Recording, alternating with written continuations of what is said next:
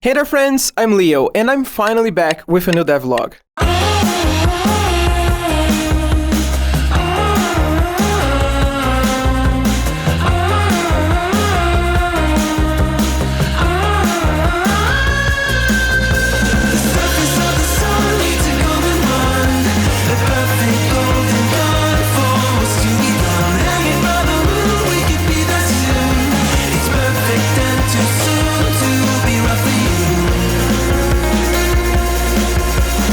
I know that it's been a little while, but now I've got a full studio to work on, and most importantly, I have a schedule that is going to make me more productive, and it's going to make me less stressed out of my mind. Oh, and FYI, this big list that you're seeing here is just the things that I remembered that I had done before actually writing everything to make this devlog. So some details were lost in the sauce a little bit, you know how it is. There are some really important things that I did this time around, things like saving and loading, enemy AI, foraging, cutting trees, multiplayer, but I've also worked on a lot of things that I'm very passionate about and I really wanted to work on, but they're not really gonna make that big of a difference right now. But they are really cool though. Sometimes I feel like I'm one of those hyperactive kids that just can't focus in one thing. Like that one time that I had my little cousin come visit and I had to open every single one of the games on my PC because he would get bored of every single one of them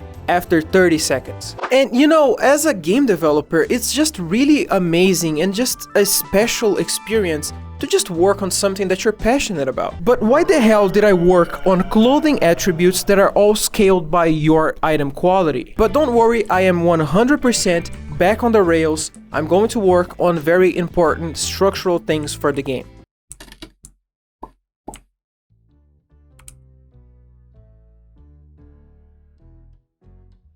I crashed again. Don't you just wish you had a more intuitive, no code required way to make games? I have the perfect solution for you. This video is being sponsored by Core. Core is an amazing PC gaming platform where you can create, share, and play games either by yourself or with friends. And get this, it is 100% free and you can get it on the Epic Game Store right now. You can create games without any code since Core provides thousands of free music, sound, and art assets. If you do know how to code, you can create your own scripts and 3D models in Lua. There's also built-in multiplayer so you can publish your game instantly for others to play. Since Core is powered by Unreal Engine, your games are going to have AAA high-quality graphics. Now, you wanna hear the kicker? They also have a revenue share program called Core Perks, which shares 50% of the revenue with Core creators. With this, people have been able to make a living by being a Core developer. Personally, I really loved the level editor because it really reminds me of home, right? It reminds me a lot of Unreal Engine. I definitely want to make a full multiplayer game using Core, and then we could even play it together on the Discord server. Maybe a future devlog idea? So click the link in the description to download Core for free and start working on your dream game. The first thing that I started working on was the enemy AI. You guys remember how I was using this standardized AI system that was only being driven by blueprints? I kind of scrapped that. Maybe I was just too scared of using behavior trees because I didn't really understand how they worked. So then I tried making my own behavior tree logic inside of a blueprint component, and no, I don't think that's a good idea anymore. But to be fair though, behavior trees can be a little bit scary at first. I'm pretty sure that I mentioned it already, but the new system is kind of like a Lego building block system, where each piece of this building block is made of tasks that you can reorganize into your own logic. Because I would rather have less enemies that felt more unique and more complex than having more enemies that all felt the same to play against. Like in the early days of WoW, for example, all enemies had the same standard and they used to all work the same way. I could have made a bunch of enemies that just run towards you and start spamming the attack animation, but that would just be too static. So I spent some time completely revamping the fish mechanical boys. Now, instead of being just a recolor of the old variants, they are their own unique thing, complete with a really badass saw on the arms, or a drill. There's also a variant of a drill. It's also really badass. Pretty much like a Big Daddy, honestly. I then spent some time making some custom animations and some custom logic for this character. For example, this attacking animation looks sick, right? Or this death animation. I spent like 5 years doing this thing. Yeah, 5 years. With this Lego style system for making AI for enemies, I can also have some standardized functions. For example, go there, attack the player, do this little dance over there. All of these things can be standardized functions or tasks inside of my behavior tree. But then, if I need something that is incredibly specific to this enemy, I can make my own logic and create my own task, but still fit with the other enemies. For example, let's say that we have this huge, gigantic enemy that was this like armored pig, like a boss type enemy, right? And one of its attacks was to swallow you. And then you would go inside of the belly of that pig and you would need to swim out of it, like with debris falling, like God of War. And then when you're outside of the pig, then you can keep fighting or something like that, like different phases of the fight. If I wanted to, I could add that. I'm not going to, because that would be insane, but if I wanted to, I could spend some time to make a boss like that. But I'm not gonna do that. But maybe I could, you know, maybe I should. Maybe it's gonna be kind of a cool little thing. But I'm not gonna do that, I'm joking. So, let's go over how this encounter is going to happen with the fish boy. When first approaching this magnificent creature, you can just start attacking it and then it's going to aggro towards you. Or if you wanted to, you can just sit around, do nothing, and then it's going to look at you. It's going to be angry because it's an angry boy, and then it's going to start attacking you as well. And as you attack the fish boy, it is going to be stunned or staggered by each one of your hits. But if you try to stun lock the poor fella, it's going to execute this little spinning animation, which knocks you back and stuns you for a little while. But you can dodge this attack alongside any other attacks the enemy does just by pressing Alt. And after executing that animation, the fish boy will be completely immune to damage until it executes another combo attack, so you best dodge. And this makes it so that combat is not just a one-sided conversation, it's more like a dance. You attack the enemy a little, the enemy tries to attack you back, you have to dodge. So at least for this enemy, I have this kind of notion of a back and forth, because this is kind of a medium difficulty enemy. But later, if I put in some easier enemies that are going to attack you in herds, they would be very easy to fight against, so they wouldn't have a way to exit the stun lock, for example. And now is the absolute coolest thing that I've done on this entire devlog. Are you ready? The enemy, get this, the enemy rotates towards the player in the middle of a combo animation, dynamically and smoothly. I know that it sounds trivial, but hear me out. Imagine you have a really long, kind of 3-attack combo animation of your character just swinging away at the player. You could, for example, insert a new task that is just going to be responsible for rotating the enemy. You could try doing some asynchronous tasks to make that work as well, but in my experience, those don't really work. And if you try to instantly rotate, how are you supposed to rotate in the middle of the animation? If you try, for example, to just rotate once before the animation, the enemy is going to keep going forward and never stop to look back or to try to readjust the course. So here's my solution, and if you guys want the code, just hit me up in the comments and I will do one of those paste bins for blueprints and send it over to you. In Unreal, there are these classes called Animation Notify States. It is essentially this little timeline class that you can insert inside of animations, and inside of the code for this, it has a beginning, a middle, and an ending. These guys are always guaranteed to fire the exit before it leaves this little space. But here's the catch. These animation notify states, they can't really store anything, so you can't really store variables in here. Only local variables, and even that is kind of a stretch because there's not much you can do in here. Stop! You violated the law. It is kind of this detached function where you cannot use variables that were set on begin play over on end play or tick. You can only set local variables that are used inside of one tick, so one frame. But wait, what if I told you that there is a very cool way to save these variables? That, my friends, is where component tags get involved. And I rarely use component tags, but they were perfect for this. It's almost like they were made for this. At the starting section of the animation notify, I get the total time of the animation as well as how much I still need to rotate for, and I save these values as strings inside of the component. And then inside of the tick function, I get this delta time input that comes with the tick, and then I subtract from the total rotation and I add the rotation over to the character, almost like a lerp happening over component tags. Now, this animation notify is so cool that if I have a bigger area, it is going to take longer for the character to rotate towards the player. But if I want to have like a stronger attack that kind of surprises the player a little bit, I can have a shorter amount of animation notify inside of the animation, and that is going to make the character rotate much faster towards the player. Oh, and by the way, this rotation amount is only set during the begin of the animation notify state, so it also gives the player some time to move out of the way. Now, you want to hear what else is really awesome? Lore and data. Yes, finally the game is going to contain a full game design document listing all of the awesome lore ideas that I have for the game, as well as all of the game's mechanics. And I'm also tidying up the mind map. And the best thing is that I can also have links inside of the mind map that are going to send you straight over to the game design document. And that kind of links these two documents together. But there's still a lot of stuff to insert into the game design document. I would say that, you know, the first step is there.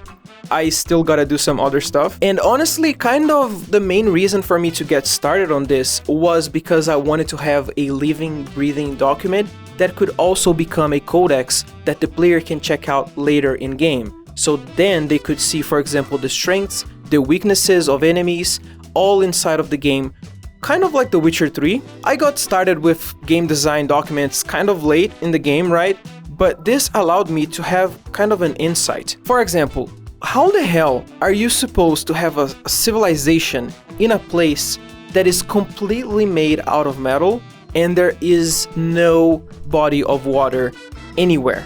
How do you live there? Most importantly, how are you going to have a wooden workbench? How are you going to get wood to use on crafting? I can't just make everything out of metal. People were already saying that the dungeons had just one color on them and I can just do brown. So I was trying to do everything in bronze. But then again, if I had something organic, it would make for a richer color palette, especially on a forest kind of area. So I pivoted the game world to a more hybrid approach. Here is the Wandering Dragon 2.0. Still not final. My idea for the dragon's terrain is that it's going to have some overgrown vegetation on top of these big gears and some other machinery on the ground, alongside some real and some metal trees that are all on the same place, kind of like a hybrid. One thing that Sparkmutts is going to do that I think is going to be a little bit more unique is that you will get a lot more metal stuff to work on crafting earlier on, like wires and metal alloys, things like that. Also, when I meant hybrid, I meant something like animals walking around with some cyborg parts. So let's say like a deer with some really badass mechanical legs, and I just really need to hold myself as to not start making this deer right now because it would be really badass. Do you guys remember Ultra Dynamic Sky? You know, it's this plugin that I used a little while ago back when I had the village prototype. And on this plugin there was this awesome skybox, and then there was these day and night cycles that would get updated dynamically in the skybox, and a bunch of really amazing stuff. And my idea back then was to customize this plugin to my needs. So for example, showing the hours of the day using a world clock, or having something like weather effects. You know, I tried making my own rain, but kind of looked a little bit rough, honestly. And to my surprise, I saw that there was a new update to Ultra Dynamic Sky called Ultra Dynamic Weather. And with this, now I can have a dynamic material on all of my surfaces. I can have dynamic weather changes and they look fantastic. This essentially changes the game when it comes down to environmental stuff in your game dev project. And one thing that was absolutely mind-blowing to see was the implementation of the Ultra Dynamic Weather alongside the voxel plugin, using the voxel plugin terrain. After messing with it for a little while, I got the snow trails on the dynamic weather system to work with the procedurally generated voxel terrain. You know, I feel like in every devlog, I'm always talking about the final grass solution that I've come up with. And this time, this is the final grass the game's gonna have, but this time is final, guys. It's just that I'm very passionate about grass in video games. I want people that play Sparkmutts to feel the same way when I first played Zelda Breath of the Wild, you know, with that amazing vertex painted actual 3D grass in the world. I want that magic in Sparkmutts too. But let's rewind a little bit. You guys remember the last grass system that you could cut and burn the grass, and the fire would spread dynamically based on the wind and the grass would grow back? That grass works great, as long as you don't have a big procedurally generated world. After I pivoted my game from a Stardew Valley kind of situation to a more procedurally generated game, I knew that I was going to lose this plugin with that, and I was looking for a new solution on what I could do. This new grass is kind of a big Frankenstein created by yours truly, but it is not as deep and as interactive as the last one, although we could always expand on that functionality later on. The grass that I always wanted to have was one that was as pretty as the very first one that I had on Sparkmutts, but one that was also very lightweight and didn't really tank the performance on your computer. So this new solution is going to work like this. When you are near the grass, it is going to look like each individual blade of grass is moving independently, because it is. But once you go kind of far away from the grass, you are going to see that it becomes just a plane, but you don't even notice it. And the key to selling this transition without the player regularly noticing it is that they have a lot of very similar material functions. For example, the wind. Another thing that I did this time around is that I spent a lot of time just unifying all of my material parameter collections, because one big problem with materials is that you have a limit of 2 material parameter collections per material. So for example, after a while, I have materials for the ultra dynamic sky, and then some lighting materials for my cell shader, and then some other ones for the grass.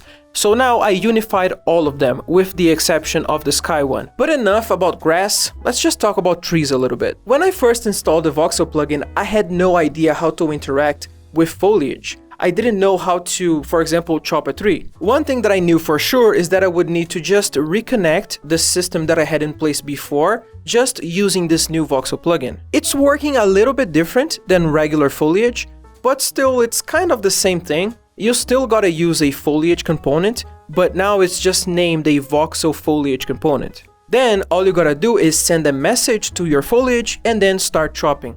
Works just like before. Also, all of this is already on the playtest, so if you want to download it and check it out. And now that I'm getting more used to the terrain generation in the voxel plugin, not only the mountains spawn dynamically on the edges of the map, but also trees form in a more foresty kind of way. And you can see here, for example, that some areas of the map are completely naked with some plains, and some areas have more denser concentrations of trees. That is because I'm not using just one value anymore. I'm using kind of a Perlin map inside of another Perlin map, and then I have a bunch of different outputs on different concentrations of foliage, all to achieve a very natural biome. You guys remember back in the day when I said that I wanted clothing to give you defense against certain sort of elements or damage types? Well, the time is here and the future is now. The player's equipment now can have defense against different damage types. Oh, and alongside these new systems, there is also a really massive update to the health component. So now the health component is going to work differently if it is damage going over to a player or going over to an enemy. And it is going to calculate the damage you should take after considering all of the attributes in your clothing. And all of this will get dynamically shown to you by using the new window inside of the item info screen. When you hover over an item, it is going to display all of that information over here. And this is where I could place some other custom tooltips as well, for example, instructions on how to use the jetpack.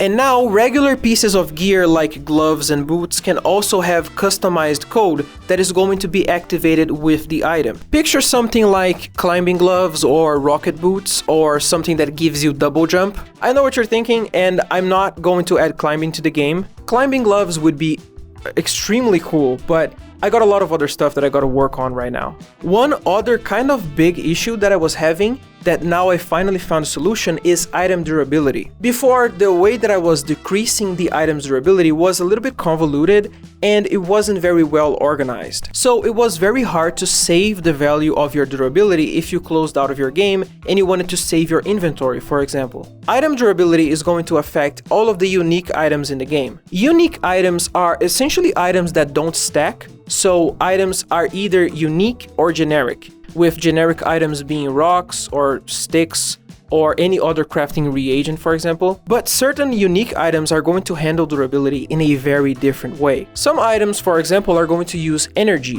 and items that use energy are not going to break, but they will need time to recharge.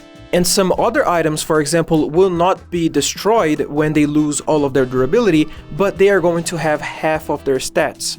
And finally, some items are never going to break and you never need to worry about durability. And those are going to be the legendary items. And you can, for example, if you play the game a lot, you can level up your armor and your tools all to be legendary, and you won't need to do the hassle of repairing your stuff all the time. So that is going to be awesome if you spend a lot of time playing and you just want to get over this kind of early game grind, I guess, of getting more stuff. Another thing that is really cool is that the quality of your item is going to scale all of the item's attributes. So the same item is going to be very different if it is common or legendary. This devlog, I started one of the most important things, structurally speaking, which is save and load. You will be able to create a character and a world. You can choose any character to go to any world. And when creating a new world, the game is going to do so by generating a random seed.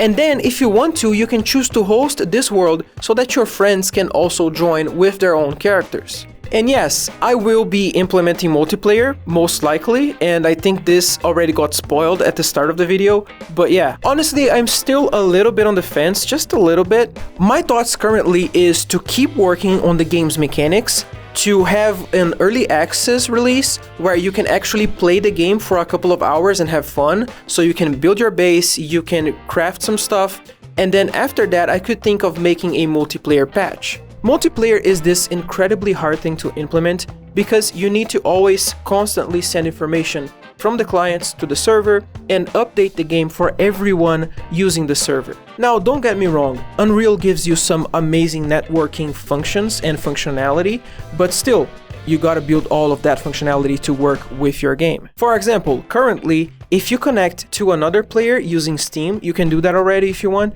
but if you connect to another player, the other player won't be able to see any of the items in your hand. Only the server can see that, which is player 1. And this is because I've made my game to be single player so far, so 99% of the information is not being carried over from the player to the network. And yeah, I remember that time where I said that I had advanced locomotion system working with multiplayer, and I was just a dumbass because I was just looking at the game through the server view. And that's easy, like the server has all of the information. So of course it's gonna work on the server. For the next devlog, I only want to focus on some really important mechanical things for the game. So I'm not going to be polishing the game as much as I've been doing so far, I guess. And this is precisely why the main menu looks so raw. And yeah, I guess that's a kind word for it. There is not a lot in the game to do right now except just chopping some trees. And my next thing that I really want to implement is crafting. So I want you to be able to join the game, get some stuff from the ground, make yourself a working station, start building a house, just to get the main points of the game across. Since it's been kind of a long time since I last posted, I'm going to be giving you guys 10 keys for the playtest. You can find them if you go over to the Sparkmutts Discord server and head over to the key giveaway section. Subscribe to the channel if you're new, and don't forget to add Sparkmutts to your Steam wishlist. Also, don't forget to check out Core, it's completely free. Click the link in the description below to get started. I'm Leo, and I will see you guys on the next video.